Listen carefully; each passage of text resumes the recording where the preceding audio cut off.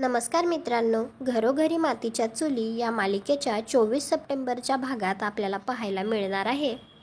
ऋषिकेश आणि ऐश्वर्याचं लग्न सुरू झालेलं असतं. त्यावेळी ऐश्वर्या मनात विचार करत असते, आज होणार आहे मी ऋषिकेशची बायको. आणि ऐश्वर्या खरंच खुश सुद्धा असते. जानकी ऋषिकेशने यासाठी नानांना सुद्धा कन्व्हिन्स केलेलं असतं, ते सुद्धा तिथे असतात.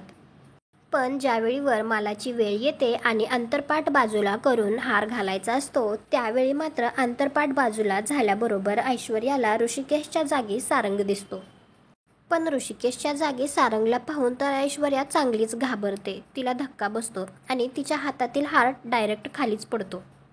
आजीला सुद्धा सारंगला पाहून शॉक बसतो, परंतु ऐश्वर्या चांगलीच घाबरलेली असते. ती म्हणते, सारंग? आणि ऐश्वर्या घाबरत घाबरतच सगळ्यांना विचारते, तुम्हा सगळ्यांना सारंग दिसतायत का? तर लगेच जानकी म्हणते, हो सारंग भाऊजी आम्हा सगळ्यांना दिसतायत. आणि ती ऐश्वर्याला म्हणत असते, तू आमच्या कुटुंबाला तोडायला आली होतीस ना, आता मी तुला तोडेन. असं म्हणतच एक मोठी काठी ती ऐश्वर्याच्या हातात देते आणि दोघींचं भांडण सुरू होतात.